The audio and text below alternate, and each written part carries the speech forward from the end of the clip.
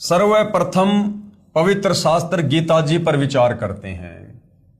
पवित्र गीता जी, जिसका ज्ञान लगभग 5000 वर्ष पहले महाभारत युद्ध के दौरान कुरुक्षेत्र के मैदान में श्री कृष्ण जी के शरीर में प्रेत की भांति प्रवेश करके जो है ब्रह्मा विष्णु महेश के पिता ज्योति निरंजन काल ब्रह्म ने बोला, अब हम उसके ऊपर विचार करते हैं और अध्यात्म को समझते हैं। क्योंकि गीता जी को तो हम उस समय समझेंगे जब पहले हमें यह पता चलेगा कि वास्तव में गीता जी का ज्ञान बोला किसने है और क्यों बोला है। पवित्र गीता जी का ज्ञान किसने कहा है? पवित्र गीता जी के ज्ञान को उस समय बोला गया था जब महाभारत का युद्ध होने जा रहा था। अर्जुन ने युद्ध करने से इनकार कर दिया था। युद्ध क्यों हो रहा था? इस युद्ध को धर्म युद्ध की संज्ञा नहीं दी जा सकती। यह कोई सीमाओं का युद्ध नहीं था। कोई बाहरी देश हमारे देश के ऊपर आक्रमण नहीं कर रहे थे। ये आपस में भाई बंटवारे का युद्ध था, कौरव और पांडवों का। इस युद्ध को धर्म युद्ध की संज्ञा भी नहीं दी जा सकती, क्योंकि दो परिवारों का संपत्ति वितरण का विषय था। कौरवों तथा पांडवों का संपत्ति बंटवारा नहीं हो रहा था। कौरवों ने पांडवों को आधा राज्य भी देने से मना कर दिया था। दोनों पक्षों का बीच बचाव करने के लिए भगवान श्री कृष्ण जी 3 बार शांति दूत बनकर गए, परंतु दोनों ही पक्ष कौरव और पांडव अपनी अपनी जिद पर अटल थे। श्री कृष्ण जी ने युद्ध से होने वाली हानि से भी परिचित कराते हुए कहा कि ना जाने कितनी बहन विधवा होंगी, ना जाने कितने बच्चे अनाथ होंगे, महापाप के अतिरिक्त कुछ नहीं मिलेगा। युद्ध में न जाने कौन मरे कौन बचे। तीसरी बार जब श्री कृष्ण जी समझौता करवाने गए तो दोनों पक्षों ने अपने अपने पक्ष वाले राजाओं की सेना सहित सूची पत्र दिखाया। तीसरी बार जब श्री कृष्ण जी शांति दूत बनकर गए, क्योंकि श्री कृष्ण जी युद्ध के पक्ष में नहीं थे। जब तीसरी बार गए तो देखा कि उधर से कौरव इधर से पांडव, इन्होंने तो अपने अपने सैनिकों को बिल्कुल तैयार कर रखा है। कौन राजा किसके पक्ष में खड़ा होकर युद्ध करेगा, सबकी लिस्ट बना रखी थी। लगभग युद्ध के लिए तैयारी कर रखी थी। तथा कहा कि इतने राजा हमारे पक्ष में हैं तथा इतने हमारे पक्ष में। जब श्री कृष्ण जी ने देखा कि दोनों ही पक्ष टस से मस नहीं हो रहे हैं, युद्ध के लिए तैयार हो चुके हैं, तब श्री कृष्ण जी ने सोचा कि एक दाव और है, वो भी आज लगा देता हूं। श्री कृष्ण जी ने सोचा कि कहीं पांडव मेरे संबंधी होने के कारण अपनी जिद इसलिए ना छोड़ रहे हों कि श्री कृष्ण जी तो हमारे साथ हैं, विजय हमारी होगी। क्योंकि श्री कृष्ण जी की बहन सुभद्रा जी का विवाह श्री अर्जुन से हुआ था, यानी श्री कृष्ण जी सांसारिक नाते में अर्जुन का साड़ा था। तो पांडव ये सोचकर पीछे नहीं हट रहे थे कि भाई श्री कृष्ण जी तो हमारे रिश्तेदार हैं और जाहिर सी बात है श्री कृष्ण जी तो हमारे पक्ष में ही खड़े होकर लड़ाई करेंगे, और जब श्री कृष्ण जी हमारे साथ हो जाएंगे तो फिर युद्ध तो हम ही जीतेंगे। ये सोचकर पांडव भी पीछे कदम नहीं हटा रहे थे। तो श्री कृष्ण जी ने कहा कि एक तरफ मेरी सारी सेना होगी और दूसरी तरफ मैं होऊंगा, और इसके साथ साथ मैं वचनबद्ध भी होता हूं कि मैं हथियार भी नहीं उठाऊंगा। इस पॉइंट को भाई और बहनों ध्यान रखना। ये कुछ ऐसे पॉइंट हैं जो हमें समझाएंगे कि वास्तव में गीता जी का ज्ञान श्री कृष्ण जी ने नहीं बोला, बल्कि श्री कृष्ण जी का तो केवल शरीर दिखाई दे रहा था। उसके शरीर में प्रेत की भांति प्रवेश करके इस काल ज्योति निरंजन ने बोला। तो श्री कृष्ण जी ने क्या कहा कि भाई ठीक है, अगर तुम लोग नहीं मान रहे हो तो भाई देखो, एक तरफ तो मेरी सेना होगी और एक तरफ मैं रहूंगा, और मैं प्रतिज्ञा करता हूं कि मैं बिल्कुल भी युद्ध नहीं करूंगा। इसके साथ साथ मैं वचनबद्ध भी होता हूं कि मैं हथियार भी नहीं उठाऊंगा। लेकिन भाई और बहनों, आगे चलकर हम देखते हैं कि श्री कृष्ण जी ने रथ का पहिया हथियार के रूप में उठाकर बहुत सारे योद्धाओं को मौत के घाट उतारा। अब आगे हमें समझ में आएगा कि उस समय वो श्री कृष्ण नहीं था, उसके शरीर में उस समय ये काल ब्रह्म प्रेत की भांति प्रवेश था। और उस काल ने श्री कृष्ण जी के अंदर प्रवेश करके वो रथ का पहिया उठा के युद्ध किया। तो श्री कृष्ण जी ने प्रतिज्ञा की और इसके साथ साथ मैं वचनबद्ध भी होता हूं कि मैं हथियार नहीं उठाऊंगा। इस घोषणा से पांडवों के पैरों के नीचे की जमीन खिसक गई। अब पांडवों ने सोचा भाई ये तो अनर्थ हो गया, हम तो श्री कृष्ण जी के ऊपर ही फूल रहे थे, पैर पीट रहे थे कि भाई श्री कृष्ण जी हमारे साथ में हैं, ये 3 लोक के भगवान हैं और ये जिधर हो जाएंगे विजय उनकी होगी। और ये कह रहे हैं कि भाई मैं तो हथियार नहीं उठाऊंगा, तो बताओ फिर तो हम युद्ध हारेंगे ही हारेंगे। उनको लगा कि अब हमारी पराजय निश्चित है। तो पांडवों ने सोचा कि अब हमारी हार पक्की है। ये विचार करके 5 पांडव ये कहकर सभा से बाहर गए कि हम कुछ विचार कर लें। कुछ समय उपरांत श्री कृष्ण जी को सभा से बाहर आने की प्रार्थना की। श्री कृष्ण जी के बाहर आने पर पांडवों ने कहा कि हे भगवान, हमें 5 गांव दिलवा दो, हम युद्ध नहीं करना चाहते, हमारी इज्जत भी रह जाएगी और आप चाहते हैं कि युद्ध ना हो, ये भी टल जाएगा। अब पांडवों ने देखा भैया युद्ध तो जीत नहीं पाएंगे, श्री कृष्ण जी तो हथियार उठाएंगे नहीं, तो हार पक्की है। तो अंत में 5 पांडवों ने कहा कि भगवान आप हमें दुर्योधन से केवल 5 गांव दिलवा दो, उन गांवों से टैक्स वगैरह लेके और हम अपना जीवन यापन कर लेंगे, हम युद्ध नहीं चाहते, ना हम इसका बाकी राज्य चाहते। पांडवों के इस फैसले से श्री कृष्ण जी बहुत प्रसन्न हुए तथा सोचा कि बुरा समय टल गया। लेकिन भाई और बहनों, ये काल बली ये बुरा समय टलने नहीं देता है। ये युद्ध इस काल ने करवाना था, क्योंकि इसको अपने भोजन का प्रबंध करना होता है। इसको प्रतिदिन 1 लाख मानव शरीरधारी आत्माओं का जो है भोजन करना पड़ता है। सभा में केवल कौरव तथा उनके समर्थक शेष थे। श्री कृष्ण जी ने कहा, दुर्योधन युद्ध टल गया, मेरी भी यह हार्दिक इच्छा थी, आप पांडवों को 5 गांव दे दो, वे कह रहे हैं कि हम युद्ध नहीं चाहते। अब उसी समय जब इस काल बलि ने देखा कि इस प्रकार से तो युद्ध टल जाएगा, उसी समय ये काल बलि दुर्योधन के अंदर प्रवेश कर गया, उसकी बुद्धि पर बैठ गया। दुर्योधन ने कहा कि पांडवों के लिए सुई की नोक जितनी भी जमीन नहीं है। अब 5 गांव भाई और बहनों कोई ज्यादा थोड़ी थे, लेकिन उसी समय दुर्योधन की बुद्धि पर काल सवार हो गया और दुर्योधन ने कहा कि सुई की नोक रखने जितनी जगह भी पांडवों के लिए नहीं है।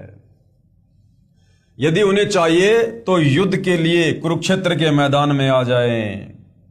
इस बात से श्री कृष्ण जी ने नाराज होकर कहा कि दुर्योधन तो इंसान नहीं शैतान है, कहां आधा राज्य और कहां 5 गांव, मेरी बात मान ले, 5 गांव दे दे। श्री कृष्ण जी से नाराज होकर दुर्योधन ने सभा में उपस्थित योद्धाओं को आज्ञा दी कि श्री कृष्ण को पकड़ो तथा कारागार में डाल दो। आज्ञा मिलते ही योद्धाओं ने श्री कृष्ण जी को चारों तरफ से घेर लिया। अब ये पॉइंट भी ध्यान रखना भाई और बहनों, आगे काम आएगा। तब श्री कृष्ण जी ने क्या किया? श्री कृष्ण जी ने अपना विराट रूप दिखाया। यानी श्री कृष्ण जी जो कि विष्णु जी हैं, इन्होंने अपना विराट रूप, अपना तेजोमय रूप दिखाया इन्होंने, जिसके तेज के आगे सर्व योद्धाओं की आंखें चक्काचौंध हो गई। उस तेज को वो सहन नहीं कर पाए और इधर उधर छुपने लगे।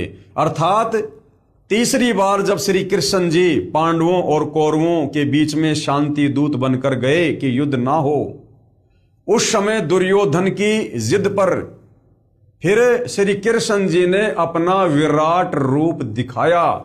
इस बात को याद रखना, श्री कृष्ण जी ने अपना विराट रूप दिखाया, जिस कारण से सभी योद्धा और कौरव डरकर कुर्सियों के नीचे घुस गए तथा शरीर के तेज प्रकाश से आंखें बंद हो गई। श्री कृष्ण जी वहां से निकल गए।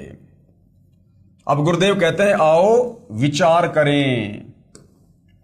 उपरोक्त विराट रूप दिखाने का प्रमाण संक्षिप्त महाभारत गीता प्रेस गोरखपुर से प्रकाशित में प्रत्यक्ष है। जब कुरुक्षेत्र के मैदान में पवित्र गीता जी का ज्ञान सुनाते समय अध्याय 11 श्लोक 32 में पवित्र गीता बोलने वाला प्रभु कह रहा है कि अर्जुन, मैं बढ़ा हुआ काल हूं, अब सर्व लोकों को खाने के लिए प्रकट हुआ हूं, प्रवर्त हुआ हूं, प्रकट हुआ हूं। गीता जी अध्याय 11 श्लोक नंबर 32। महाभारत का युद्ध, दोनों तरफ सेनाएं हैं, सभी योद्धाएं हैं। बीच में श्री कृष्ण जी और अर्जुन जी रथ को लेकर खड़े हैं और गीता जी का उपदेश दिया जा रहा है। अब गीता जी अध्याय 11 श्लोक 32 क्या कह रहा है? जिसे दुनिया श्री कृष्ण समझ रही है, उसके अंदर प्रेत की भांति प्रवेश करके ये काल ब्रह्म क्या कह रहा है कि अर्जुन, गीता अध्याय 11 श्लोक 32, कि अर्जुन मैं काल हूं, काल, और मैं सभी को खाने के लिए अभी अभी प्रवर्त यानी प्रकट हुआ हूं। अब विचार करो भाई और बहनों, श्री कृष्ण जी ये बात क्यों बोलेंगे कि मैं काल हूं? उससे पहले श्री कृष्ण जी ने कभी नहीं कहा अपने जीवन काल में कि मैं काल हूं। और श्री कृष्ण जी तो काल थे भी नहीं। श्री कृष्ण जी को देखकर तो पशु पक्षी भी, नर और नारी भी जो है बड़े आनंदित होते थे, बड़े प्यार प्रेम से रहा करते थे। और ना महाभारत के युद्ध के बाद कभी श्री कृष्ण जी ने कहा कि मैं काल हूं, क्योंकि उस समय श्री कृष्ण जी के शरीर में यह काल प्रवेश था। और कह रहा कि मैं अभी अभी प्रवर्त यानी प्रकट हुआ हूं, अभी अभी, जबकि श्री कृष्ण जी तो वहां पर पहले से ही थे। फिर यह क्यों कह रहा है कि मैं अभी अभी प्रकट हुआ हूं? क्योंकि उस समय श्री कृष्ण जी के शरीर में प्रेत की भांति यह काल प्रकट हुआ, इसलिए वो काल कह रहा कि भाई मैं तो अभी अभी प्रकट हुआ हूं। जो तू युद्ध नहीं करना चाह रहा ना, कि मैं युद्ध नहीं करना चाहता, मैं तो भिक्षा का अन्न खाकर अपना गुजारा कर लूंगा, मैं किसको मारूं, सामने मेरे तो यार दोस्त मित्र रिश्तेदार भाई बंधु हैं। तो काल ने देखा भैया अगर अर्जुन पीछे हट गया तो इसका मतलब कोई भी पांडव हथियार नहीं उठाएगा, फिर मेरे भोजन का इंतजाम कैसे होगा? तो उसी समय श्री कृष्ण जी के शरीर में यह काल प्रवेश करता है और इस अर्जुन को अपना विराट रूप दिखाता है, काल रूप दिखाता है, जिससे अर्जुन डर जाता है और कहता अर्जुन मैं काल हूं और अभी अभी प्रकट हुआ हूं। जबकि श्री कृष्ण जी तो वहां पर पहले से ही उपस्थित थे, लेकिन उस समय यह काल उसके अंदर प्रवेश करके प्रकट हुआ, इसलिए कह रहा कि मैं तो अभी अभी प्रकट हुआ हूं। गीता अध्याय 11 श्लोक 32 में पवित्र गीता बोलने वाला प्रभु यानी काल कह रहा है कि अर्जुन मैं बढ़ा हुआ काल हूं, अब सर्व लोगों को खाने के लिए प्रकट हुआ हूं। जरा सोचिए कि श्री कृष्ण जी तो पहले से ही अर्जुन जी के साथ में थे। यदि पवित्र गीता जी के ज्ञान को श्री कृष्ण जी बोल रहे होते तो ये नहीं कहते कि मैं अभी प्रवर्त यानी प्रकट हुआ हूं, क्योंकि वो तो पहले से थे। श्री कृष्ण जी काल नहीं थे जो कह रहे हैं ना कि मैं काल हूं, अध्याय 11 श्लोक 32 में कि अर्जुन मैं काल हूं। श्री कृष्ण जी काल नहीं थे, उनके दर्शन मात्र से मनुष्य, पशु, गाय आदि प्रसन्न होकर श्री कृष्ण जी के पास आकर प्यार पाते थे। क्या काल के पास आकर कोई प्रसन्न रह सकता है? उसकी तो शकल से भी डर लगे। जिनके दर्शन बिना गोपियों का खाना पीना छूट जाता था, इसलिए काल कोई और शक्ति है, वह श्री कृष्ण जी के शरीर में प्रेतवत यानी भूत की तरह प्रवेश करके और पवित्र श्रीमद् भगवत गीता जी के ज्ञान रूप में चारों पवित्र वेदों का सार बोल गया। उसकी 1000 भुजाएं हैं, किसकी? काल की। देखो श्री कृष्ण जी जब इस धरती पर प्रकट हुए तो एक मनुष्य रूप में प्रकट हुए, और वैसे ये श्री विष्णु जी हैं, तो श्री विष्णु जी 16 कला के भगवान हैं और ज्यादा से ज्यादा इनकी 4 भुजा हैं। जबकि गीता जी का ज्ञान देते समय खुद कह रहा है, जब उसको इस काल ने श्री कृष्ण जी में प्रवेश करके अर्जुन को अपना विराट रूप दिखाया, तो अर्जुन ने देखा कि ये तो 1000 भुजा वाला भगवान है। और अर्जुन खुद कह रहा कि हे सहस्त्रा बाहु, अर्थात 1000 भुजा वाले भगवान। अरे भैया श्री कृष्ण या श्री विष्णु जी तो केवल 4 भुजा रख सकते हैं, इससे ज्यादा नहीं बना सकते। कम से कम 2 और ज्यादा से ज्यादा 4। जबकि अर्जुन कह रहा कि हे सहस्त्रा बाहु, 1000 भुजा वाले भगवान, तो 1000 कला का स्वामी ये काल है। ये 1000 भुजा बना सकता है, 1000 मुंह लगा सकता है। तो महाभारत के युद्ध में श्री कृष्ण जी के शरीर में प्रवेश करके ये काल बोल रहा है। उसकी 1000 भुजाएं हैं, किसकी? काल की। श्री कृष्ण जी श्री विष्णु जी के अवतार थे, जिनकी मात्र 4 भुजाएं हैं। फिर अध्याय 11 श्लोक 21 व 46 में अर्जुन कह रहा है कि भगवान आप तो ऋषियों, देवताओं तथा सिद्धों को भी खा रहे हो, जो आपका ही गुणगान पवित्र वेदों के मंत्रों द्वारा उच्चारण कर रहे हैं। अब पहली बात तो श्री कृष्ण जी के भक्तों को, श्री विष्णु जी के भक्तों को विचार करना चाहिए। आप गीता जी को सत्य मानते हो, और यहां गीता जी अध्याय 11 श्लोक 21 और 46 को ध्यान से पढ़ो। अर्जुन खुद अपनी आंखों से देखकर कह रहा है कि भगवान आप तो उन्हीं को खा रहे हो जो आपकी भक्ति कर रहे हैं, आपकी पूजा कर रहे हैं, आप तो उन्हीं को खा रहे हो। तो बताओ भाई और बहनों, आप श्री कृष्ण जी की पूजा करते हो, श्री विष्णु जी की पूजा करते हो, और अर्जुन खुद अपनी आंखों से देखकर कह रहा कि भगवान आप तो उन्हीं को खा रहे हो जो आप ही की जय जयकार कर रहे हैं, जो आप ही की पूजा कर रहे हैं। तो श्री कृष्ण जी, श्री विष्णु जी पूजा के योग्य नहीं हैं। लेकिन इस समय श्री कृष्ण जी में, श्री विष्णु जी में काल प्रवेश था, 1000 भुजा का भगवान, ये ज्योति निरंजन, और ये सबको खा रहा था, क्योंकि ये ब्रह्मा विष्णु महेश को भी नहीं छोड़ता है। जब उनका समय पूरा होता है तो ये उनको भी तपतशिला पर भून भून के खाता है, क्योंकि इसको प्रतिदिन 1 लाख मानव शरीरधारी आत्माओं के शरीर से निकली वासना खाने का श्राप लगा हुआ है। आप तो ऋषियों, देवताओं तथा सिद्धों को भी खा रहे हो। ये गीता अध्याय 11 श्लोक 21 और 46 में आप जी देख सकते हो। जो आपका ही गुणगान पवित्र वेदों के मंत्रों द्वारा उच्चारण कर रहे हैं तथा अपने जीवन की रक्षा के लिए मंगल कामना कर रहे हैं। कुछ आपके दाढ़ों में लटक रहे हैं, कुछ आपके मुख में समा रहे हैं। हे सहस्त्राबाहु, अर्जुन क्या कह रहा है? हे सहस्त्राबाहु, हे 1000 भुजा के भगवान। अगर श्री कृष्ण जी होते तो श्री कृष्ण जी तो भैया ज्यादा से ज्यादा 4 भुजा बना सकते हैं, क्योंकि ये विष्णु जी हैं, इससे ज्यादा नहीं। फिर 1000 भुजा कौन दिखा रहा है अर्जुन को? ये काल श्री कृष्ण जी में प्रवेश करके। हे सहस्त्राबाहु यानी 1000 भुजा के भगवान, अर्थात 1000 भुजा वाले भगवान, आप अपने उसी चतुर्भुज रूप में आइए। यानी अर्जुन भी नहीं समझ पा रहा था कि ये मामला क्या हो रहा है, तो अर्जुन डर गया और कहा कि भगवान आप अपने विष्णु रूप में दर्शन दीजिए, 4 भुजा वाले रूप में दर्शन दीजिए, आप अपने उसी चतुर्भुज रूप में आइए। मैं आपके विकराल रूप को देखकर धीरज नहीं पा रहा। यानी मैं तो डामाडोल हो गया, मैं तो भयभीत हो गया, मेरा तो कलेजा फटने को हो गया। आप अपने उसी चतुर्भुज रूप में, विष्णु रूप में मुझे दर्शन दीजिए। अध्याय 11 श्लोक 47 में पवित्र गीता जी को बोलने वाला प्रभु काल कह रहा है कि हे अर्जुन, यह मेरा वास्तविक काल रूप है, जिसे तेरे अतिरिक्त पहले किसी ने नहीं देखा। क्योंकि इसने सौगंध खा रखी है कि किसी भी प्रकार की भक्ति से, जप से, तप से कोई मेरे काल रूप का दर्शन नहीं कर सकता। इसने दुर्गा को कह दिया था कि दुर्गा, आज के बाद मैं किसी को अपने वास्तविक काल रूप में दर्शन नहीं दूंगा। यदि आपने सृष्टि रचना पढ़ी है तो आपको समझ आ रहा होगा। अब विचार करना भाइयों और बहनों, यहां पर गीता जी अध्याय 11 श्लोक 47 आप जी नोट कर सकते हो, देख सकते हो पवित्र गीता जी में।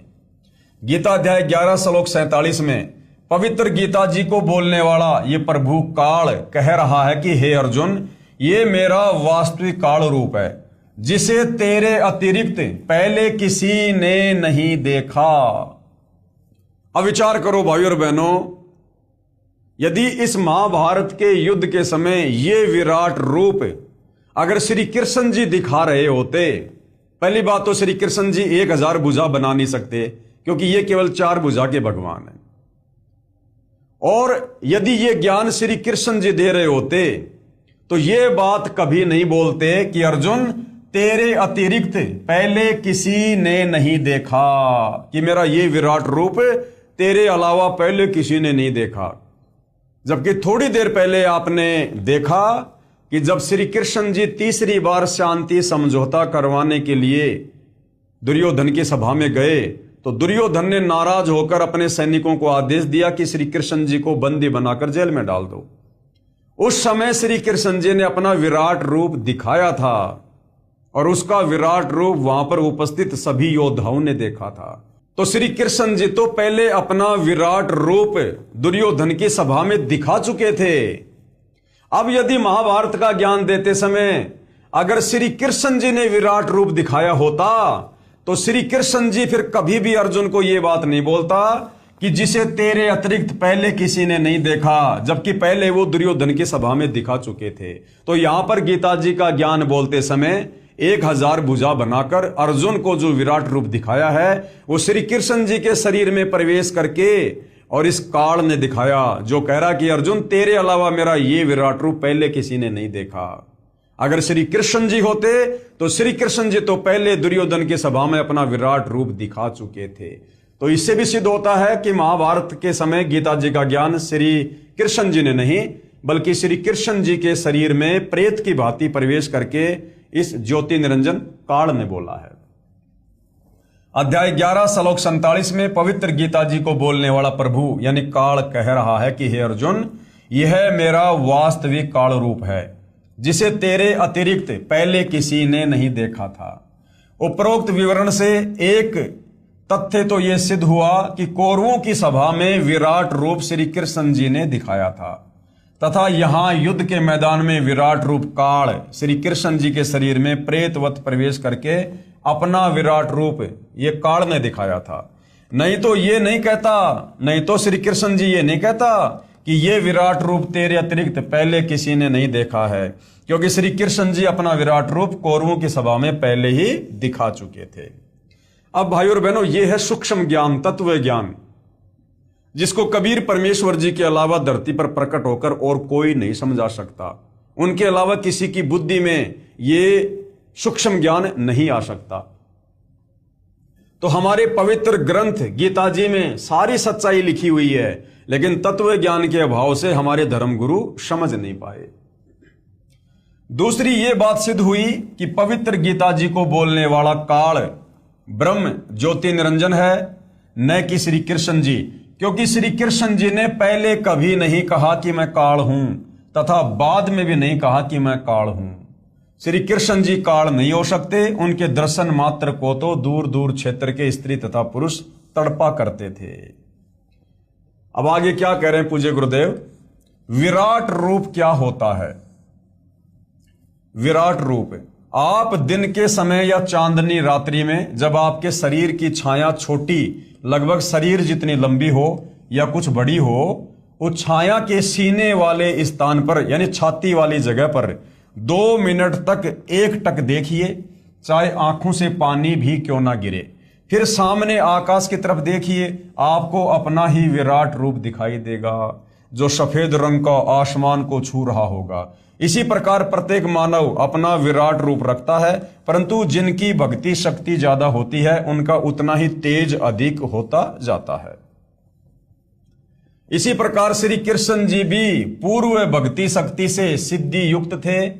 उन्होंने भी अपनी सिद्धि शक्ति से अपना विराट रूप प्रकट कर दिया, जो काल के तेजोमय शरीर यानी विराट से कम तेज का था। तीसरी बात यह सिद्ध हुई कि पवित्र गीता जी बोलने वाला प्रभु काल सहस्त्राबाहु अर्थात 1000 भुजा युक्त है, तथा श्री कृष्ण जी तो श्री विष्णु जी के अवतार हैं जो 4 भुजा युक्त हैं।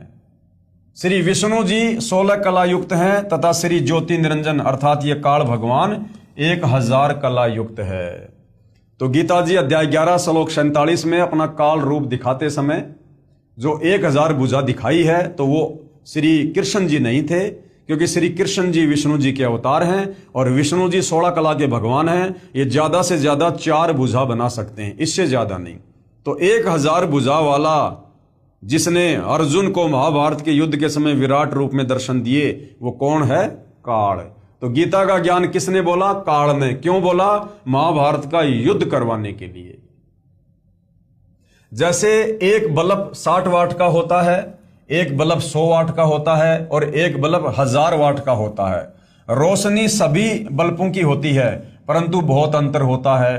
ठीक इसी प्रकार दोनों भगवानों की शक्ति काल और श्री कृष्ण जी की तथा विराट रूप का तेज भिन्न भिन्न था। इस तत्व ज्ञान के प्राप्त होने से पहले जो गीता जी के ज्ञान को समझाने वाले महात्मा जी थे, उनसे ये दास यानी गुरुदेव भगवान कह रहे हैं कि मुझे ये गीता जी का ज्ञान प्राप्त होने से पहले जब मैं अन्य धर्मगुरुओं से पूछा करता था, उनसे सवाल किया करता था कि पहले तो भगवान श्री कृष्ण जी 3 बार शांति दूत बनकर गए थे तथा कहा था कि युद्ध करना महापाप है। जब श्री अर्जुन जी ने स्वयं युद्ध करने से मना करते हुए कहा कि हे देवकी नंदन, मैं युद्ध नहीं करना चाहता, सामने खड़े सब जनों व नातियों तथा सैनिकों का होने वाला विनाश देखकर मैंने अटल फैसला कर लिया कि मुझे 3 लोक का राज्य भी प्राप्त हो तो भी मैं युद्ध नहीं करूंगा। कौन बोला? अर्जुन। मैं तो चाहता हूं कि मुझ निहत्थे को दुर्योधन आदि तीर से मार डालें ताकि मेरी मृत्यु से युद्ध में होने वाला विनाश बच जाए। हे श्री कृष्ण, मैं युद्ध ना करके भिक्षा का अन्न खाकर भी निर्वाह करना उचित समझता हूं। हे कृष्ण, सौजनों को मारकर तो पाप को ही प्राप्त होंगे। मेरी बुद्धि काम करना बंद कर गई है। आप हमारे गुरु हो, क्योंकि श्री कृष्ण जी 5 पांडवों के गुरु थे और मैं आपका शिष्य हूं। आप जो हमारे हित में हो वही सलाह दीजिए, परंतु मैं नहीं मानता हूं कि आपकी कोई भी सलाह मुझे युद्ध के लिए राजी कर पाएगी, अर्थात मैं युद्ध नहीं करूंगा। अर्जुन ने साफ साफ श्री कृष्ण जी को कह दिया था। इसका प्रमाण कहां है? प्रमाण है पवित्र गीता जी अध्याय 1 श्लोक नंबर 31 से 39 तथा 46 तथा अध्याय 2 श्लोक 5 से 8 में। फिर श्री कृष्ण जी में प्रवेश काल बार बार कह रहा है कि अर्जुन कायर मत बन। अब काल ने देखा भैया अर्जुन तो युद्ध करने के लिए बिल्कुल भी तैयार नहीं हो रहा है और युद्ध नहीं करेगा तो फिर मेरे भोजन का क्या होगा। उसके बाद तुरंत श्री कृष्ण जी में यह काल प्रवेश कर जाता है। फिर श्री कृष्ण जी में प्रवेश काल बार बार कह रहे हैं कि अर्जुन कायर मत बन, युद्ध कर, या तो युद्ध में मारा जाकर स्वर्ग को प्राप्त होगा या युद्ध जीतकर पृथ्वी के राज्य को भोगेगा, आदि आदि कहकर ऐसा भयंकर विनाश करवा डाला जो आज तक के संत महात्माओं तथा सभ्य लोगों के चरित्र में ढूंढने से भी नहीं मिलता है। तब वे नादान गुरुजी नीम हकीम कहा करते थे कि अर्जुन क्षत्रिय धर्म को त्याग रहा था। तब वो नादान धर्मगुरु क्या कहा करते थे सवाल के जवाब में कि भाई उस समय अर्जुन अपने क्षत्रिय धर्म को त्याग रहा था, और अगर उस समय श्री कृष्ण जी अगर अर्जुन को कहकर युद्ध ना करवाते तो आने वाले समय में इस धरती पर जो है वीर पैदा होने बंद हो जाते। कि अर्जुन क्षत्रिय धर्म को त्याग रहा था, इससे क्षत्रित्व को हानि तथा सूरवीरता का सदा के लिए विनाश हो जाता। अर्जुन को क्षत्रिय धर्म पालन करवाने के लिए यह महाभारत का युद्ध श्री कृष्ण जी ने करवाया था। अब गुरुदेव कह रहे हैं कि पहले तो मैं उनकी इस नादानों वाली कहानी से चुप हो जाता था क्योंकि मुझे स्वयं ज्ञान नहीं था। अब भाई और बहनों, ऐसी बात नहीं है कि गुरुदेव जी को ज्ञान नहीं था, लेकिन उस समय शास्त्र दिखाने का वो ठीक का समय नहीं आया था, इसलिए परमात्मा ऐसी ही लीला कर रहे थे। पुनर्विचार करें, भगवान श्री कृष्ण जी स्वयं क्षत्रिय थे। कंस के वध के उपरांत श्री अग्रसेन जी ने मथुरा की बागडोर अपने दोते श्री कृष्ण जी को संभाल दी। एक दिन नारद जी ने श्री कृष्ण जी को बताया कि निकट ही एक गुफा में एक सिद्धि युक्त राक्षस राजा मुचकंद सोया पड़ा है। वो 6 महीने सोता है तथा 6 महीने जागता है, और जागने पर 6 महीने युद्ध करता रहता है तथा 6 महीने सोने के समय यदि कोई उसकी निंद्रा भंग कर दे तो मुचकंद की आंखों से अग्निबाण छूटते हैं तथा सामने वाला तुरंत मृत्यु को प्राप्त हो जाता है। आप सावधान रहना, ये कहकर श्री नारद जी चले गए। कुछ समय के उपरांत श्री कृष्ण जी को छोटी उम्र में मथुरा के सिंहासन पर बैठा देखकर एक काल्यवन नामक राजा ने 18 करोड़ सेना लेकर मथुरा पर आक्रमण कर दिया। श्री कृष्ण जी ने देखा कि दुश्मन की सेना बहुसंख्या में है तथा न जाने कितने सैनिक मृत्यु को प्राप्त होंगे, क्यों न काल्यावन का वध मुचकंद से करवा दूं। ये विचार करके भगवान श्री कृष्ण जी ने काल्यावन को युद्ध के लिए ललकारा तथा युद्ध का मैदान छोड़कर क्षत्रिय धर्म को भूलकर विनाश टालना आवश्यक जानकर भाग लिए और उस गुफा में प्रवेश किया जिसमें मुचकंद सोया हुआ था। मुचकंद के शरीर पर अपना पीतांबर यानी वो पीली चद्दर डालकर श्री कृष्ण जी गुफा में गहरे जाकर छुप गए। पीछे पीछे काल्यावन भी उसी गुफा में प्रवेश कर गया। मुचकंद को श्री कृष्ण समझकर मुचकंद का पैर पकड़कर घुमा दिया तथा कहा कि कायर, तुझे छुपे हुए को थोड़े छोड़ूंगा।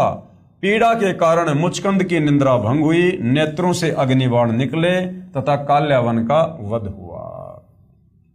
अब जो नादान धर्म गुरु सवाल करने पर कहा करते थे कि भाई अगर श्री कृष्ण जी अर्जुन को युद्ध के लिए तैयार नहीं करते तो आने वाले समय में क्षत्रित्व धर्म है वो नष्ट हो जाता, सूरवीरता नष्ट हो जाती। अब गुरुदेव ने यह कथा सुनाई है कि जब काल्यावन ने अपनी सेना लेकर मथुरा पर आक्रमण किया, उस समय मथुरा के राजा श्री कृष्ण जी थे। अब श्री कृष्ण जी ने देखा कि भैया मेरी सेना कम है, काल्यावन की ज्यादा है, अगर युद्ध हुआ तो हम हारेंगे भी और साथ में बहुत सारे सैनिक मारे जाएंगे, औरतें विधवा होंगी, बच्चे अनाथ होंगे। उस समय श्री कृष्ण जी ने अपना क्षत्रित्व धर्म त्याग कर और मुचकंद को ललकार कर और युद्ध छोड़कर भाग लिए। आगे आगे श्री कृष्ण जी, पीछे पीछे काल्यावन, और काल्यावन का मुचकंद से फिर वध करवाया। और उस समय मैदान छोड़कर, वो रण का मैदान, युद्ध का मैदान छोड़कर भागने के कारण श्री कृष्ण जी को रणछोड़ दास कहा जाने लगा। रणछोड़ दास। तो भाइयों और बहनों, अगर महाभारत युद्ध के समय, अगर उस समय श्री कृष्ण जी होते, अगर उनमें काल प्रवेश ना होता, तो श्री कृष्ण जी भैया युद्ध को टालने के लिए क्षत्रित्व धर्म की भी चिंता ना करते। जब वे खुद क्षत्रित्व धर्म को त्याग कर और युद्ध को टाल सकते हैं, तो क्या महाभारत के समय वे क्षत्रित्व धर्म को छोड़कर क्या कोई और तरीका नहीं निकाल सकते थे युद्ध को टालने के लिए? श्री कृष्ण जी की कोशिश थी, चाहे कुछ भी हो, युद्ध ना हो, लेकिन ये काल जिसका कंट्रोल 21 ब्रह्मांड में सबके ऊपर है, ये ब्रह्मा विष्णु महेश भी उसके अधीन है, उसकी प्रेरणा से चलते हैं, उसके रिमोट से चलते हैं। तो जैसा इस काल ने महाभारत के युद्ध में चाहा, वैसा ही श्री कृष्ण जी ने किया, अर्थात इसने श्री कृष्ण जी के शरीर में प्रवेश करके युद्ध करवाया। काल्यावन के सैनिक तथा मंत्री अपने राजा के शव को लेकर वापस चल पड़े, क्योंकि उस समय युद्ध में राजा मर जाता था तो सेना हथियार डाल दिया करती थी। तो काल्यावन के सेनापति ने देखा भाई काल्यावन तो मर चुका है, तो उसी समय वो लोग वापस चले गए, क्योंकि युद्ध में राजा की मृत्यु सेना की हार मानी जाती थी। जाते हुए कह गए कि हम नया राजा नियुक्त करके शीघ्र ही आएंगे तथा श्री कृष्ण तुझे नहीं छोड़ेंगे। अब श्री कृष्ण जी को टेंशन हो गई। तब श्री कृष्ण जी ने अपने मुख्य अभियंता यानी चीफ इंजीनियर श्री विश्वकर्मा जी को बुलाकर कहा कि कोई ऐसा स्थान खोजो जिसके 3 तरफ समुद्र हो तथा एक ही रास्ता यानी द्वार हो, क्योंकि विश्वकर्मा जी इन देवताओं के चीफ इंजीनियर हैं। इनके निर्माण कार्य विश्वकर्मा जी अपनी सिद्धि से करते हैं। वहां पर अति शीघ्र एक द्वार वाली नगरी बसा दो, हम शीघ्र ही यहां से प्रस्थान करेंगे। यानी झगड़े से बचने के लिए तो श्री कृष्ण जी ने मथुरा छोड़ी और द्वारिका गए। अब वो श्री कृष्ण क्या महाभारत के युद्ध में अर्जुन को डरा के, धमका के, विराट रूप दिखा के क्या वो युद्ध करवाएगा? तो ये समझाना चाह रहे हैं गुरुदेव भगवान कि वो युद्ध श्री कृष्ण जी के शरीर में प्रवेश करके इस काल ने करवाया। श्री कृष्ण जी ने कहा ये मूर्ख लोग यहां चैन से नहीं जीने देंगे। श्री कृष्ण जी इतने नेक आत्मा तथा युद्ध विपक्षी थे कि अपने क्षत्रित्व को भी दांव पर रखकर युद्ध को टाला, यानी मैदान छोड़कर भाग लिए काल्यावन के आगे। क्या फिर वही श्री कृष्ण जी अपने प्यारे साथी व संबंधी को युद्ध करने की बुरी सलाह दे सकते हैं? क्या अर्जुन को सलाह देगा वो श्री कृष्ण? तथा स्वयं युद्ध न करने का वचन करने वाले दूसरे को युद्ध की प्रेरणा दे सकते हैं? और श्री कृष्ण जी ने तो साफ साफ कह दिया था कि भाई देखो, मैं पांडवों की तरफ हूं लेकिन मैं हथियार नहीं उठाऊंगा। अब बताओ, खुद लड़ाई ना लड़ने वाले श्री कृष्ण क्या अर्जुन को युद्ध के लिए तैयार करेंगे? तो युद्ध के लिए अर्जुन को डरा धमकाकर, विराट रूप दिखाकर जो है इस काल बलि ने तैयार किया। तो महाभारत के युद्ध में गीता जी का ज्ञान श्री कृष्ण जी ने नहीं, बल्कि श्री कृष्ण जी के शरीर में प्रेत की तरह प्रवेश करके इस काल ने, ज्योति निरंजन ने बोला अपने भोजन के लिए। क्योंकि जब तक आप सृष्टि रचना को नहीं पढ़ेंगे, नहीं सुनेंगे, नहीं समझेंगे, आपको यह धर्मशास्त्र समझ में नहीं आ सकते। क्या फिर वही श्री कृष्ण जी अपने प्यारे साथी व संबंधी को युद्ध करने की बुरी सलाह दे सकते हैं तथा स्वयं युद्ध न करने का वचन करने वाले दूसरे को युद्ध की प्रेरणा दे सकते हैं? नहीं, अर्थात कभी नहीं। भगवान श्री कृष्ण रूप में स्वयं श्री विष्णु जी ही अवतार धार कर आए थे। एक समय श्री भृगु ऋषि ने आराम से बैठे भगवान श्री विष्णु जी श्री कृष्ण जी के सीने में लात घात किया, अर्थात भृगु ऋषि ने श्री विष्णु जी की छाती पर लात मारी। श्री विष्णु जी ने श्री भृगु ऋषि जी के पैर को सहलाते हुए कहा कि हे ऋषिवर, आपके कोमल पैर को कहीं चोट तो नहीं आई? क्योंकि मेरा सीना तो कठोर पत्थर जैसा है। यदि श्री विष्णु जी अर्थात श्री कृष्ण जी युद्ध प्रिय होते तो सुदर्शन चक्र से श्री भृगु जी के इतने टुकड़े कर सकते थे कि गिनती भी नहीं होती। इसलिए अर्जुन को डरा धमकाकर महाभारत के युद्ध में लड़ाई के लिए युद्ध के लिए श्री कृष्ण जी ने तैयार नहीं किया, बल्कि श्री कृष्ण जी के शरीर में प्रेत की भांति प्रवेश करके इस काल में ज्योति निरंजन ने किया। वास्तविकता यह है कि काल भगवान जो 21 ब्रह्मांड का प्रभु है, मालिक है, उसने प्रतिज्ञा की है कि मैं अपने शरीर में व्यक्त यानी मानव सदृश से अपने वास्तविक रूप में सबके सामने नहीं आऊंगा, यानी किसी को दर्शन नहीं दूंगा। उसी ने सूक्ष्म शरीर बनाकर प्रेत की तरह श्री कृष्ण जी के शरीर में प्रवेश करके पवित्र गीता जी का ज्ञान तो सही यानी वेदों का सार कहा, परंतु युद्ध करवाने के लिए अटकलबाजी में भी कसर नहीं छोड़ी। काल अर्थात ब्रह्म कौन है ये जानने के लिए पढ़िए सृष्टि रचना, इसी पुस्तक ज्ञान गंगा के पेज नंबर 22 से 74 तक, जो कि हम पहले अच्छी प्रकार से पढ़ चुके हैं। क्योंकि सृष्टि रचना को पढ़े बिना हमें नहीं पता चलेगा कि ये काल क्यों है, ये काल क्यों बना, इसको 1 लाख मानव शरीरधारी आत्माओं का भोजन करने का श्राप क्यों लगा, और ये क्यों अपने वास्तविक काल रूप में किसी को दर्शन नहीं देता, क्यों इसने महाभारत के युद्ध के समय श्री कृष्ण जी के शरीर में प्रेत की भांति प्रवेश करना पड़ा। तो सृष्टि रचना से हमें इसका ज्ञान होगा। जब तक महाभारत का युद्ध समाप्त नहीं हुआ तब तक ज्योति निरंजन अर्थात काल ब्रह्म, जिसको क्षर पुरुष भी कहते हैं, क्षर मानी नासवान, ये मरता है और जन्मता है, ये श्री कृष्ण जी के शरीर में प्रवेश कर रहा तथा युधिष्ठिर जी से झूठ बुलवाया कि कह दो कि अश्वत्थामा मर गया।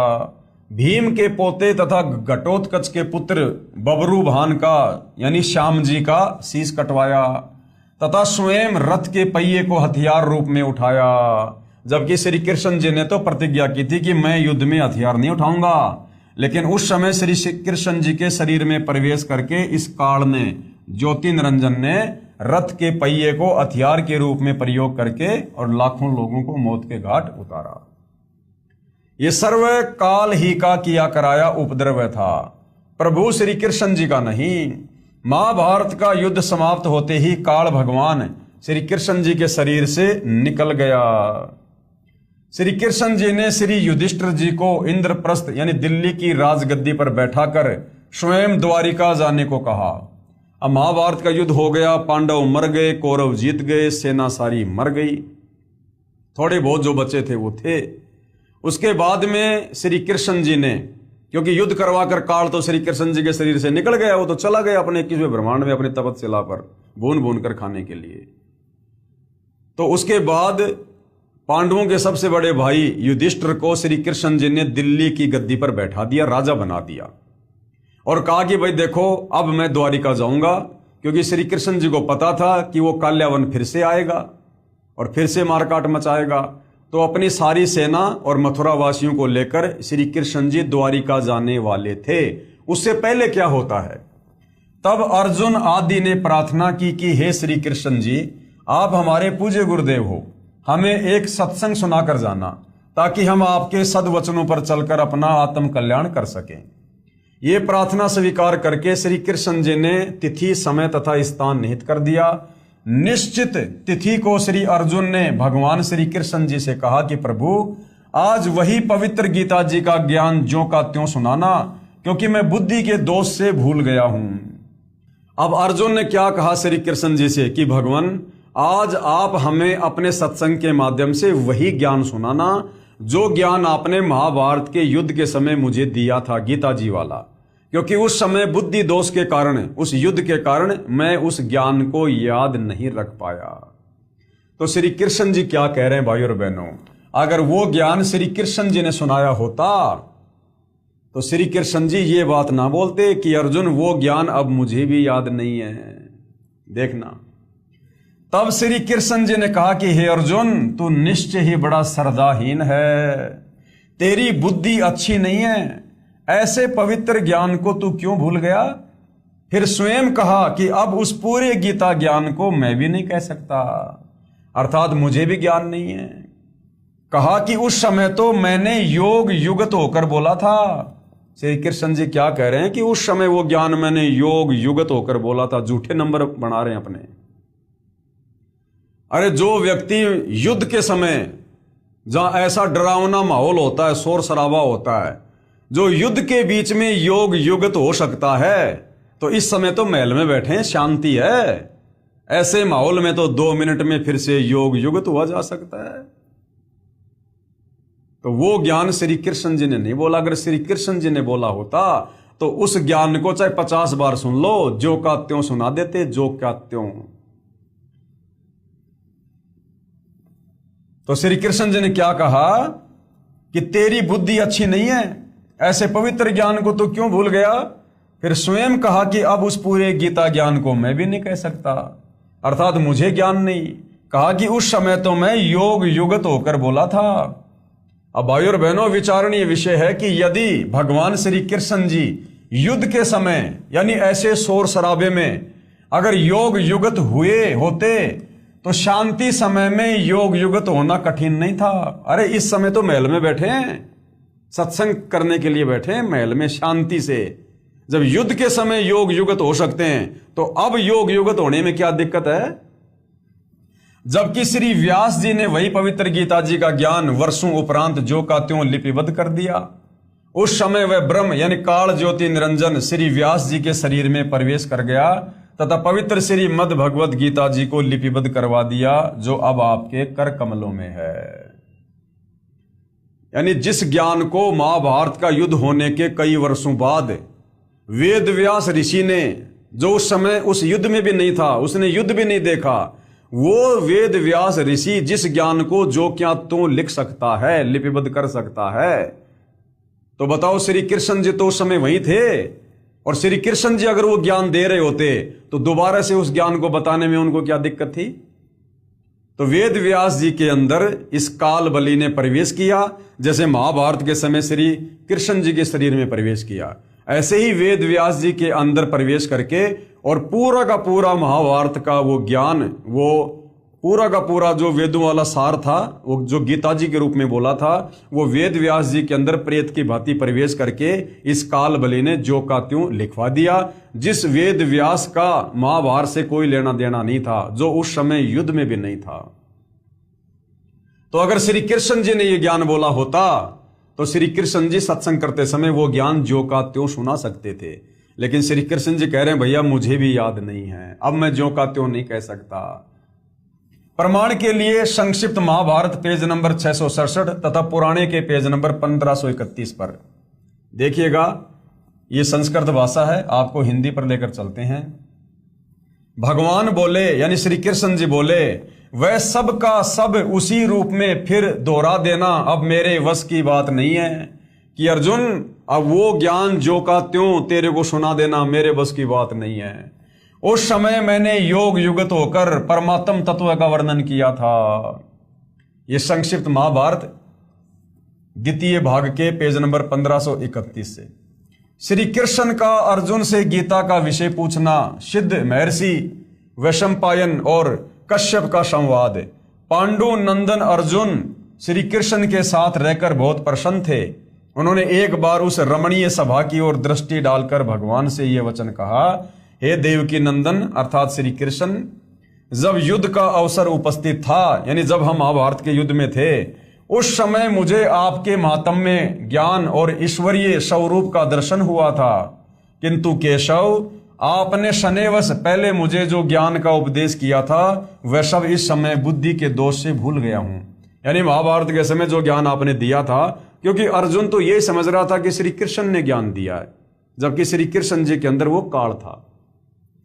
तो अर्जुन कह रहा कि मैं अपनी बुद्धि दोष के कारण, यानी उस डर के कारण, उस ज्ञान को मैं भूल गया हूं। उन विषयों को, यानी उस ज्ञान को सुनने के लिए बारंबार मेरे मन में जिज्ञासा होती है, उत्कंठा होती है। इधर आप जल्द ही द्वारिका जाने वाले हैं, इसलिए पुनः वह सब विषय, यानी वो ज्ञान मुझे सुना दीजिए। यानी द्वारिका जाने से पहले पहले आप मुझे वो ज्ञान सुना दो। वैशंपायन जी कहते हैं, अर्जुन के ऐसा कहने पर वक्ताओं में श्रेष्ठ महातेजस्वी भगवान श्री कृष्ण उन्हें गले से लगाकर इस प्रकार उत्तर दिया। श्री कृष्ण जी बोले, अर्जुन, उस समय मैंने तुम्हें अत्यंत गोपनीय विषय का श्रवण कराया था। यानी झूठे नंबर बना रहे हैं श्री कृष्ण जी। अपने स्वरूप भूत धर्म सनातन पुरुषोत्तम तत्व का परिचय दिया था और शुक्ल कृष्ण गति का निरूपण करते हुए नित्य लोकों का भी वर्णन किया था, किंतु तुमने जो अपनी नासमझी के कारण उस उपदेश को, यानी ज्ञान को याद नहीं रखा, ये जानकर मुझे बड़ा खेद हुआ। उन बातों का अब पूरा पूरा स्मरण होना संभव नहीं जान पड़ता। यानी अब वो ज्ञान जो क्या तो मैं भी नहीं सुना सकता। हे पांडुनंदन, निश्चय ही तुम बड़े श्रद्धाहीन हो, यानी तुमने उस ज्ञान को याद नहीं रखा, तुम्हारी बुद्धि अच्छी नहीं जान पड़ती।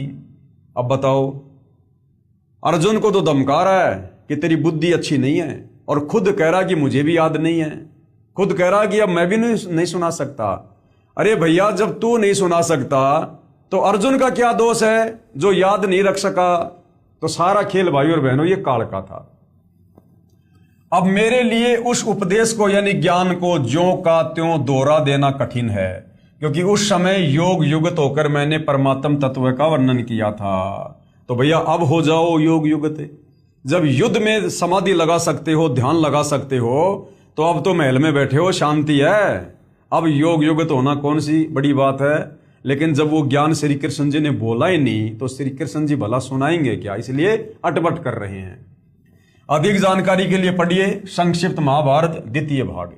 विचार करें, उपरोक्त महाभारत के लेखों व श्री विष्णु पुराण के लेखों व श्री मद् भगवत गीता जी के लेखों से, प्रमाणों से सिद्ध हुआ कि श्री कृष्ण जी ने श्री मद् भगवत गीता जी का ज्ञान नहीं बोला। ये तो काल रूपी ब्रह्म ज्योति निरंजन अर्थात महाविष्णु जी ने प्रेतवत श्री कृष्ण जी के शरीर में प्रवेश होकर बोला। विष्णु ने नहीं, महाविष्णु, क्योंकि ये काल महाविष्णु का रूप धारण करके और अपनी पत्नी दुर्गा के साथ शारीरिक संबंध बना के जिस पुत्र की उत्पत्ति करता है, उसका नाम आगे चलकर विष्णु होता है। तो महाविष्णु, महाब्रह्मा, महाशंकर रूप में ये काल रूप धारण करके एक ब्रह्मांड में गुप्त स्थान पर रहता है। अन्य प्रमाण, श्री विष्णु पुराण गीता प्रेस गोरखपुर से प्रकाशित, चौथा अंश, अध्याय 2, श्लोक 26, पेज नंबर 233 पर विष्णु जी, महाविष्णु अर्थात काल रूपी ब्रह्म ने देव तथा राक्षसों के युद्ध के समय देवताओं की प्रार्थना स्वीकार करके कहा कि मैं राज ऋषि ससाद के पुत्र पुरंजय के शरीर में अंश मात्र अर्थात कुछ समय के लिए प्रवेश करके राक्षसों का नाश कर दूंगा। यानी इस प्रकार से ये काल अन्य में प्रवेश करके और ये सारा खेल खेलता है। दूसरा प्रमाण कि ये काल कैसे दूसरे के शरीर में प्रवेश करके अपना कार्य करता है। श्री विष्णु पुराण गीता प्रेस गोरखपुर से प्रकाशित है, चौथा अंश है, अध्याय 3, श्लोक 6, पेज नंबर 242 पर श्री विष्णु जी ने गंधर्वों व नागों के युद्ध में नागों का पक्ष लेते हुए कहा, यानी विष्णु रूप में उस समय ये काल आ गया और नागों का पक्ष लेते हुए कहा कि मैं महाविष्णु अर्थात काल रूपी ब्रह्म मानधाता के पुत्र पुरुतकुश में प्रवेश होकर उन संपूर्ण दुष्ट गंधर्वों का नाश कर दूंगा। तो इस प्रकार ये दूसरे के शरीर में प्रवेश करके अपना कार्य करता है। अन्य प्रमाण, कुछ समय उपरांत श्री युधिष्ठिर जी को भयंकर शौपन आने लगे। अब महाभारत युद्ध के बाद में युधिष्ठिर को भयंकर भयंकर डरावने सपने आने लगे। श्री कृष्ण जी से कारण तथा समाधान पूछा तो बताया कि तुमने युद्ध में जो पाप किए ना, वह नरसंहार का दोष है, तुम्हें दुखदाई हो रहा है, इसके लिए एक यज्ञ करो। श्री कृष्ण जी के मुख कमल से ये वचन सुनकर श्री अर्जुन को बहुत दुख हुआ तथा मन ही मन विचार करने लगा कि भगवान श्री कृष्ण जी पवित्र गीता बोलते समय तो कह रहे थे कि अर्जुन तुम्हें कोई पाप नहीं लगेगा, तू युद्ध कर ले। इसका प्रमाण कहाँ है? गीता अध्याय 2 श्लोक नंबर 37 और 38 में कि अर्जुन तू युद्ध कर, तुझे पाप नहीं लगेगा, तेरे दोनों हाथों में लड्डू हैं। अगर युद्ध में मारा गया तो तू स्वर्ग में राज करेगा, जीत गया तो धरती पर राज करेगा। और जब युधिष्ठिर को डरावने सपने आने लगे तो श्री कृष्ण कह रहा कि तुमने युद्ध में जो पाप किया ना वो दोष लग गया तुम्हें। तो उस समय श्री कृष्ण जी के शरीर में प्रवेश करके युद्ध करवाने के लिए इस काल ने अर्जुन से कहा था कि युद्ध कर, तुझे दोष नहीं लगेगा, तेरे दोनों हाथों में लड्डू हैं। और महाभारत के युद्ध के बाद श्री कृष्ण जी के शरीर से निकलकर काल तो चला गया, अब बच गए श्री कृष्ण जी, उनको पता नहीं मैंने क्या बोला। तो अब जब युधिष्ठिर पूछ रहा कि भगवान मुझे ऐसे डरावने सपने क्यों आ रहे हैं, तो अब श्री कृष्ण जी कह रहे हैं कि भैया महाभारत के युद्ध में तुमने जो नरसंहार किया ना, जो अपने स्वजनों की जो तुमने हत्या की है कौरवों की, भैया वो पाप कर्म तुझे दुखदाई हो रहे हैं। तो युद्ध के समय तो काल ने श्री कृष्ण जी में प्रवेश करके क्या बोला युद्ध करवाने के लिए कि तुम्हें पाप नहीं लगेंगे। और अब श्री कृष्ण जी सलाह दे रहे हैं कि भैया तुझे पाप लग गए। अर्थात उस समय वो ज्ञान श्री कृष्ण जी ने नहीं बल्कि श्री कृष्ण जी में प्रवेश करके काल बोल रहा था। वरना श्री कृष्ण जी भला दोगली बात क्यों करेंगे, युद्ध करवाने के लिए तो कुछ कहेंगे और युद्ध के बाद में कुछ कहेंगे। यदि युद्ध में मारा भी गया तो स्वर्ग का सुख भोगेगा, अन्यथा युद्ध में जीतकर पृथ्वी के राज्य का आनंद लेगा। अर्जुन ने विचार किया कि जो समाधान दुख निवारण का श्री कृष्ण जी ने बताया है, इसमें करोड़ों रुपए खर्च होना है, जिससे बड़े भाई युधिष्ठिर का कष्ट निवारण होगा।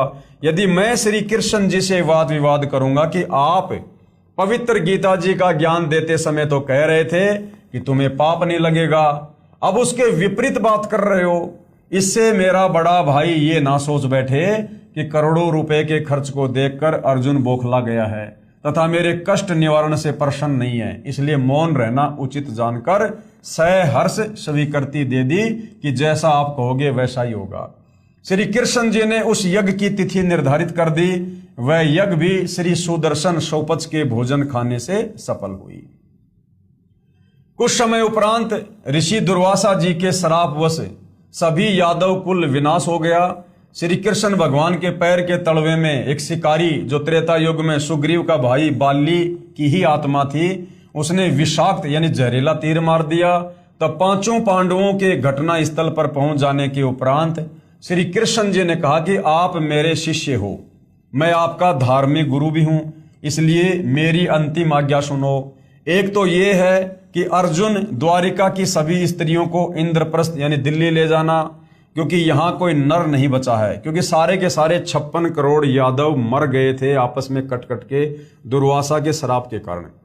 तथा दूसरे, आप सभी पांडव राज्य त्याग कर हिमालय में साधना करके शरीर को गला देना। और दूसरा क्या आदेश दिया श्री कृष्ण जी ने कि आप पांचों पांडव राज्य को छोड़कर हिमालय में चले जाना, वहां पर तपस्या करना और शरीर को गला के नष्ट कर देना। अब अर्जुन के मन में विचार आने लगा कि भैया श्री कृष्ण जी तो बड़ा दोगला, जब युद्ध करवाना था तब तो कह रहा था कि युद्ध में मर गया तो स्वर्ग का राज्य करेगा और अगर जीत गया तो धरती का राज्य करेगा, और अब कह रहा है कि हिमालय में जाके अपना शरीर गड़ा दो। तो श्री अर्जुन से रहा नहीं गया और उसने फिर सवाल पूछ ही लिया कि भगवान आप ये दोगले वचन क्यों कह रहे हो? युद्ध के समय तो कह रहे थे कि तुझे धरती का राज्य मिलेगा, तुझे सुख मिलेगा, और अब कह रहे हो कि राज्य को छोड़कर हिमालय में जाके गड़ जाओ, तुम्हारे ऊपर महाभारत के पाप बहुत ज्यादा हैं। उस समय श्री कृष्ण हकीकत बता रहा है कि भाई मुझे कुछ नहीं पता मैंने युद्ध के समय क्या कहा था और क्या नहीं कहा था। भाई कोई और ही बला, कोई और ही शक्ति थी जो सब कुछ कह रही थी, लेकिन अब मैं जो कह रहा हूं वो बिल्कुल हकीकत है। इस राज्य को त्याग कर हिमालय में जाकर गड़ के शरीर त्याग दो। तथा दूसरे, आप सभी पांडव राज्य त्याग कर हिमालय में साधना करके शरीर को गड़ा देना, क्योंकि तुमने महाभारत के युद्ध के दौरान जो हत्याएं की थी, तुम्हारे सिर पर वह पाप बहुत भयंकर है। उस समय अर्जुन अपने आप को नहीं रोक सका और अर्जुन ने फिर पूछ ही लिया तथा कहा, प्रभु वैसे तो आप ऐसी स्थिति में हैं कि मुझे ऐसी बात नहीं करनी चाहिए, परंतु प्रभु यदि आज मेरी शंका का समाधान नहीं हुआ तो मैं चैन से मर भी नहीं पाऊंगा, पूरा जीवन रोता रहूंगा। श्री कृष्ण जी ने कहा, अर्जुन पूछ ले जो कुछ पूछना है, मेरी अंतिम घड़ियां हैं। श्री अर्जुन ने आंखों में आंसू भरकर कहा कि प्रभु बुरा ना मानना, जब आपने पवित्र गीता जी का ज्ञान कहा था उस समय मैं युद्ध करने से मना कर रहा था। आपने कहा था कि अर्जुन तेरे दोनों हाथों में लड्डू हैं, यदि युद्ध में मारा गया तो स्वर्ग को प्राप्त होगा और यदि विजय हुआ तो पृथ्वी का राज्य भोगेगा तथा तुम्हें कोई पाप नहीं लगेगा। हमने आप ही की देख रेख व आज्ञा अनुसार युद्ध किया। इसका प्रमाण कहां है? गीता अध्याय 2 श्लोक नंबर 37 और 38 की अर्जुन तेरे दोनों हाथों में लड्डू हैं। तो अर्जुन कहता है, हे भगवान, हमारे को तो एक हाथ में भी लड्डू नहीं रहा, ना तो हम युद्ध में मरे जो हम स्वर्ग में जाते, और अब आप हमारे को धरती का राज्य भी नहीं भोगने दे रहे। कह रहे हो कि राज्य छोड़कर हिमालय में जाके तपस्या करके गड़ के मर जाओ। हमारे तो एक हाथ में भी लड्डू नहीं रहा, न तो युद्ध में मरकर स्वर्ग प्राप्ति हुई तथा अब राज्य त्यागने का आदेश आप दे रहे हैं, न ही पृथ्वी के राज्य का आनंद ही भोग पाए। ऐसा छल युक्त व्यवहार करने में आपका क्या स्वार्थ था? यानी आपने हमारे साथ में ऐसा धोखा क्यों किया? अर्जुन के मुख से ये वचन सुनकर युधिष्ठिर जी ने कहा कि अर्जुन, ऐसी स्थिति में जबकि भगवान अंतिम श्वास गिन रहे हैं, आपका शिष्टाचार रहित व्यवहार शोभा नहीं देता। श्री कृष्ण जी ने कहा, अर्जुन, आज मैं अंतिम स्थिति में हूं और तुम मेरे अत्यंत प्रिय हो। आज वास्तविकता बताता हूं कि कोई खलनायक जैसी और शक्ति है। अब हकीकत बता रहे श्री कृष्ण जी कि भैया कोई और ही है शक्ति खलनायक जैसी। मैंने कुछ नहीं कहा, मैंने कुछ नहीं बोला।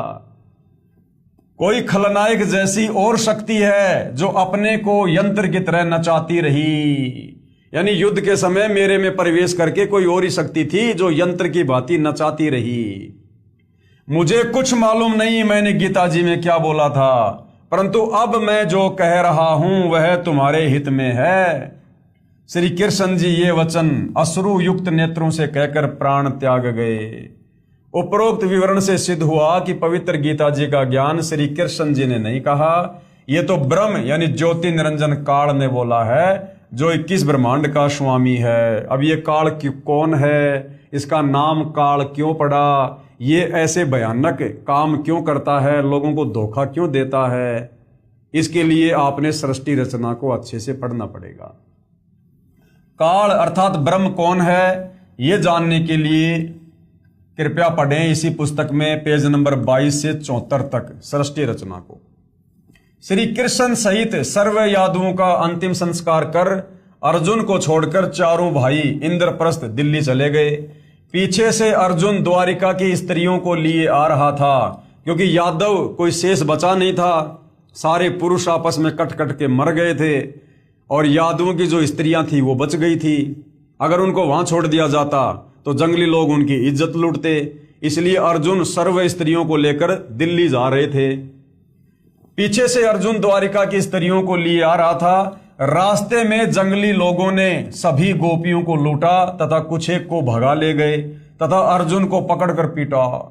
अर्जुन के हाथ में वही गांडीव धनुष था जिससे महाभारत के युद्ध में अनगिनत हत्याएं कर डाली थी, वो भी नहीं चला। जिस धनुष से अर्जुन ने लाखों लोगों को महाभारत के युद्ध के समय मौत के घाट उतार दिया, अब वो अर्जुन से उठाया भी नहीं जा रहा है, क्योंकि उस समय काल ने अर्जुन को शक्ति दे रखी थी युद्ध करवाने के लिए, और अब वो काल ने शक्ति वापस छीन ली। तब अर्जुन ने कहा कि यह श्री कृष्ण वास्तव में झूठा तथा कपटी था, क्योंकि भाई और बहनों वास्तविकता से अर्जुन भी परिचित नहीं था, इसलिए वो श्री कृष्ण जी को ही झूठा कह रहा है, कपटी कह रहा है, जबकि सारा का सारा खेल वो काल खेल रहा था। जब युद्ध में पाप करवाना था तब तो मुझे शक्ति प्रदान कर दी, एक तीर से सैकड़ों योद्धाओं को मार गिराता था, और आज वह शक्ति छीन ली, खड़ा खड़ा पिट रहा हूं। इसी विषय में पूर्ण ब्रह्म कबीर साहिब कबीर देव जी का कहना है कि श्री कृष्ण जी कपटी व झूठे नहीं थे, ये सारा जुल्म ये काल ज्योति निरंजन कर रहा है। जब तक ये आत्मा कबीर परमेश्वर अर्थात सत्य पुरुष की शरण में पूरे संत तत्वदर्शी के माध्यम से नहीं आ जाएगी, तब तक काल इसी तरह कष्ट पर कष्ट देता रहेगा। अब सोचिए भाइयों और बहनों, जब महाभारत के योद्धा अर्जुन जैसे को इस काल ने नहीं छोड़ा, नहीं बख्शा, उसको भी यंत्र की भांति नचा रहा है, तो आप और हम कलयुग के 2 कोटि के जीवों की भला क्या औकात, क्या बिसात।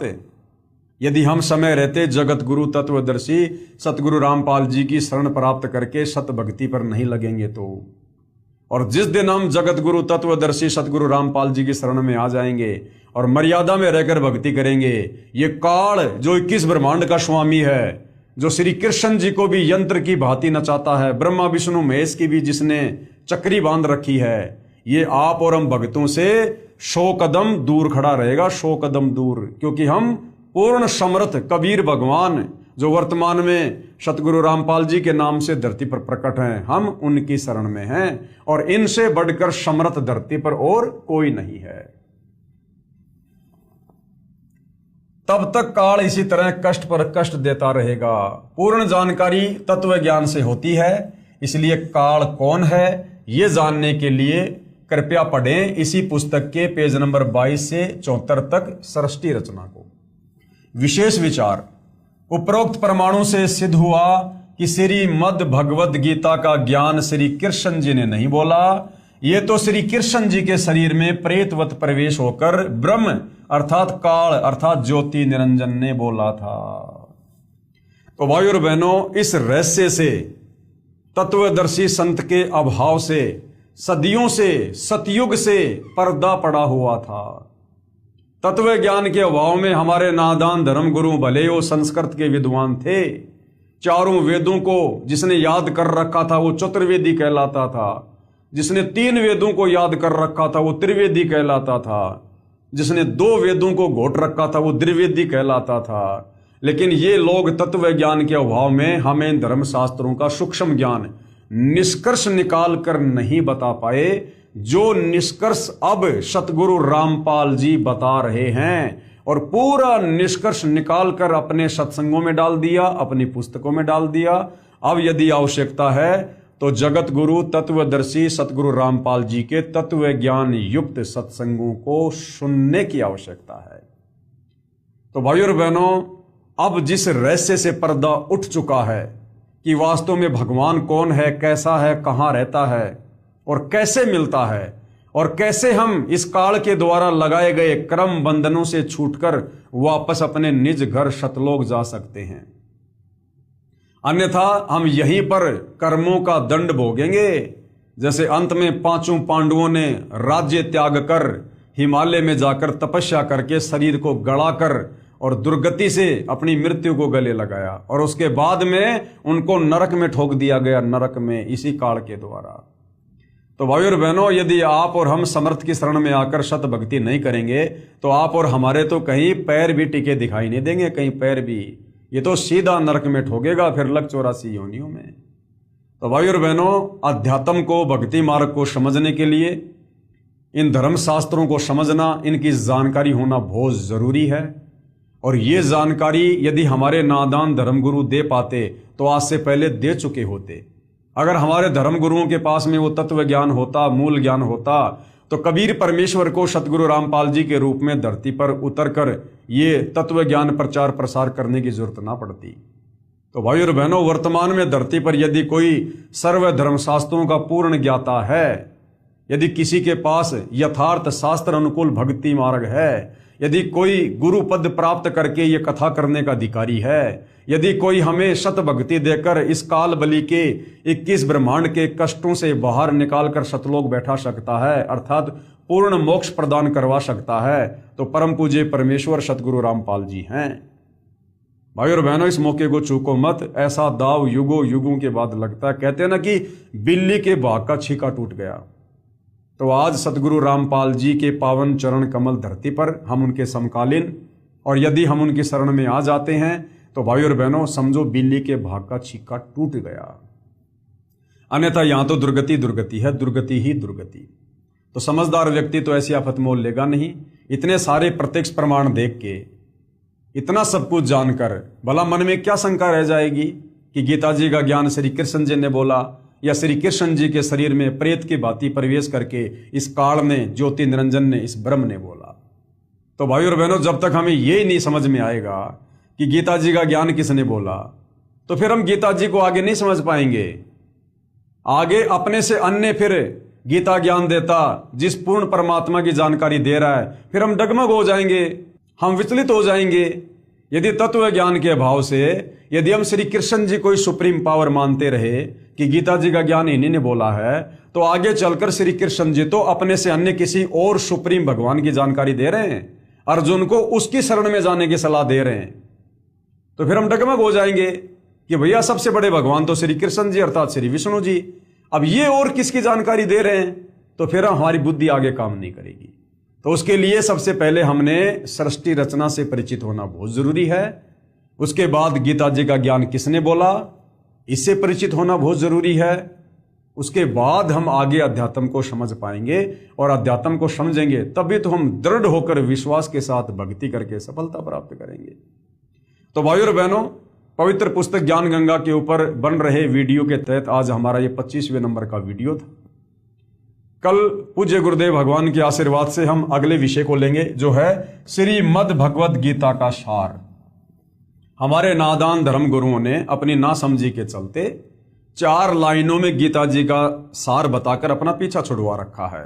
अर्जुन, तू क्या लाया था, तू क्या लेके जाएगा, सब कुछ यहीं पर छोड़कर जाएगा, क्यों तेरा तेरी मेरा मेरी कर रहा है।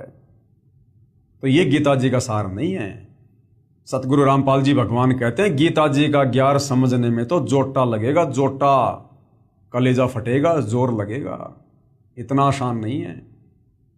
तो अब सतगुरु रामपाल जी की दया से ये गीता जी का सार पहली कक्षा का कायदा बन गया। पहली कक्षा का कायदा इतना आसान करके, इतना सरल करके इन्होंने आप और हमारे समक्ष इस तत्व ज्ञान को, धर्मशास्त्रों के निष्कर्ष को सार्वजनिक कर दिया है। अब यदि आवश्यकता है तो थोड़ा सा धैर्य धारण करके निष्पक्ष होकर इस ज्ञान पर मंथन करने की आवश्यकता है। तो भाइयों और बहनों, कल फिर सेवा में हाजिर होंगे। तब तक पूज्य गुरुदेव भगवान हम सबको आज्ञा दे, आशीर्वाद दे, सद्बुद्धि दे, हमारा मार्गदर्शन करे, हमें भ्रमने भटकने से बचाए। बंदी छोड़ सतगुरु रामपाल जी परमेश्वर जी की जय हो।